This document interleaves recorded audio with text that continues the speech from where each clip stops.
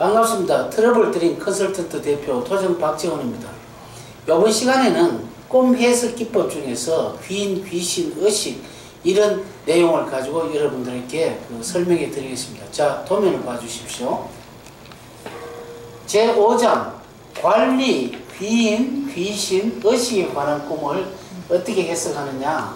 먼저 관리에 대해서 살펴보겠습니다. 관리라는 것은 성진을 목적하는 거죠. 네. 그 다음에 그 관리는 행정입니다. 말 그대로 관리라는 것은 모든 것을 다스리는 게 관리이기 때문에 행정, 그 다음에 행정을 해서 처리를 하는 게 관리라고 볼 수가 있습니다. 그 다음에 꿈에 그러니까 관리가 나타났을 때 이야기하는 거죠. 네. 그 다음에 관리는 책임감이 따르고 임무가 따르는 겁니다. 항상 공무원 신분, 뭐 안 그래 회사라도 회사 속에서 공무원이죠. 네. 뭐 예를 들어 총무부, 인사부 이런 것이 관리라고 보면 됩니다.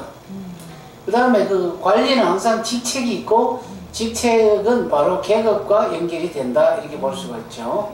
이건 관리는 꼭 공무원, 군인들도 다 명령체제, 계급사회는 다 포함이 됩니다.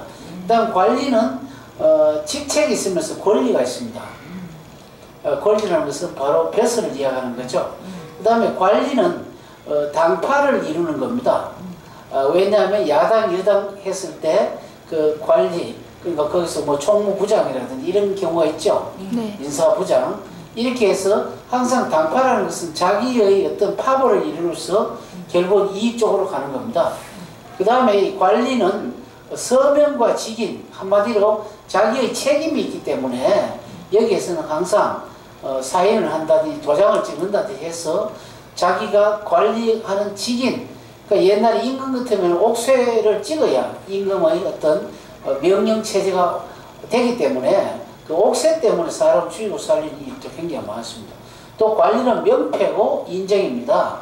책상에 가면 명패 있죠? 네. 그러니까 개인적으로 명함이라든지 집에 같은 문패라든지 뭐 개인 같은 주민등록이라든지 이런 게 명패에 해당하고 이것을 보고 인정을 하는 겁니다. 뭐 옛날에 마패라든지 이런 게 있죠. 네. 그 다음에 그 꿈속에 귀인이 나타났다. 그럼 귀인은 무슨 복이 있다고 생각하시면 됩니다. 네. 귀인은 뭐, 그 다음에 귀인은 선업을 산 사람에게 자기를 도와주는 경우고요. 그 다음 조상이 귀인이 되는 수가 많습니다.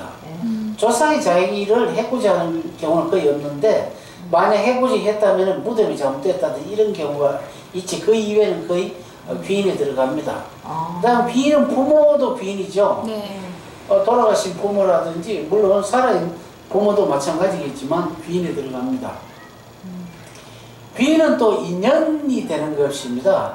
모르는 사람이 귀인이 나타나 나를 도와주는 것도 내가 그간 선업을 쌓았기 때문에 귀인이 인연이 된다 이렇게 보면 됩니다. 그 다음 귀인은 좋은 사고라고 볼 수가 있죠. 네. 좋은 사고. 좋은 사고라는 것은 항상 내가 좋은 생각을 가질 때 이 귀인을 만날 수가 있고 도움, 복, 도움도 받을 수가 있는 귀인이고 복이 받는 게 바로 도움이고 뭐 이런 거기 때문에 귀인이 무조건 좋다고 이렇게 보면 됩니다. 그 다음에 의식이라는 것은 주로 생각을 이야기하는 건데 눈으로 보이고 귀로 듣지 않고 자기가 어떤 데는 사물이 보이지 않고 생각이 나는 경우가 있죠. 네. 생각은 현재의식이 있습니다. 현재의식. 현재 자기가 상황에 맞추는 사세. 내가 어떤 생각을 했을 때 꿈에 의식이 나타나는 경우가 있죠.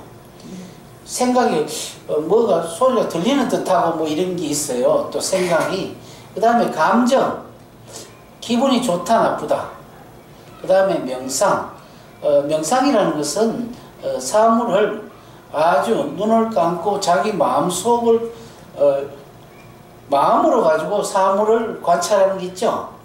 이게 명상이라고 합니다. 조용하게 문념 상태, 생각을 죽이고 그 다음에 원인. 이 원인이 나오는 시초이기 때문에 결과를 바라는 원인이 되는 겁니다.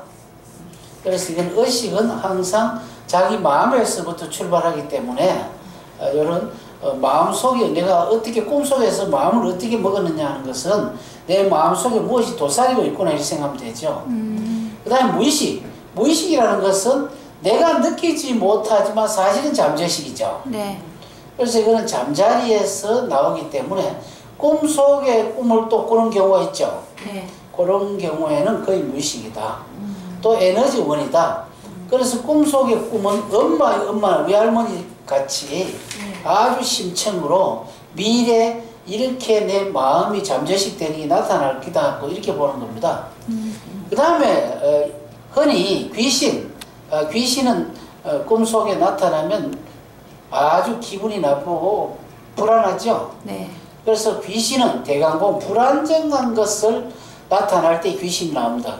자기 마음이 불안정할 때 자기 마음이 귀신화되가 나오는 거고요. 이거는 병원균 같습니다. 이거는 뭐냐면은 네거티브죠. 네. 우리 선거할 때도 상대를 막 흙뚫고 왔듯이 이 귀신이 나온다는 것은 벌써 내가 내 그 귀신, 마음이 만들어진 귀신을 보고 마음이 불안전해서 이것이 내 마음이 침체돼서 무슨 하는 일이 있는데 어떤 귀신이 나왔다면은 저 일을 해서는 안 되겠구나. 내 마음이 내 자신을 깔아먹는 거죠. 네. 그 다음에 착시 현상. 착시라는 것은 그 사막 같은 데 가보면은 아주 그 수증기가 올라오는데 보면 물끝이 있는 그런 현상이 있습니다.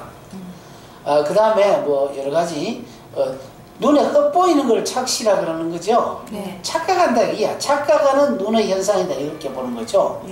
뭐 놀란 가슴, 뭐 소뚜껑 보고도 보고 놀란 가슴, 소뚜껑 보고도 놀란다는 바로 이렇게 해당하는 거고요. 정신산란. 정신산란이라는 것은 정신이 내 마음이 불안전해서 흐트러진 상태가 있죠. 네. 잘못 보는 거죠. 이것이 밤에 내 마음이 어떤 일을 추진하고 있는데 마음이 귀신이 봤을 때는 정신이 산란한 상태다. 그 다음 귀신은 죽은 것 같다.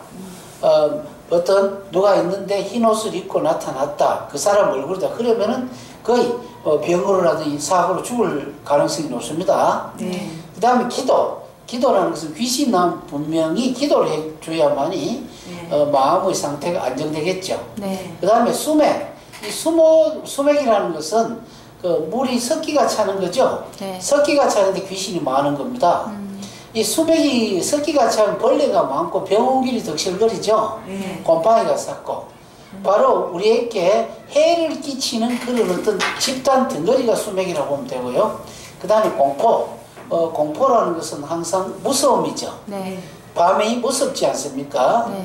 항상 나에게 두려움을 가지는 거고. 그 다음에 부정적이라는 것은 긍정적이 아닌 아주 네거티브적인 생각. 그러니까 한마디로 남을 비방하고 불신하고 내 마음도 나를 못 믿고 하는 이런 상태. 이런 경우에 귀신이 나타난다 입니다. 귀신이 나타나면 이런 마음의 상태를 생각하면 됩니다. 네. 다시 정리를 하게 되면은 관리는 왕을 대신해서 국가행정, 법, 치안 등을 다스리는 자입니다. 그 작은 도시의 왕이죠. 지방행정관은. 그 다음 귀인은 자신을 도와주는 자를 귀인이라고 하면 된다. 그 다음 귀신, 현재의식, 잠재의식, 무의식 어디에도 소속됨이 없는 병원균 같은 존재다. 그러나 의식은 각 분야의 감각, 시각, 촉각, 청각, 후각 등을 종합해서 파악하여 총체적 답변을 내리는 것이 우리 마음이라는 생각을 내고 있는 거죠. 네. 5번 시간에는 굉장히 좀 다각도적으로 말씀을 드렸습니다. 다음 시간에는 질문을 통해서 여러분에게 다시 말씀드리겠습니다. 감사합니다.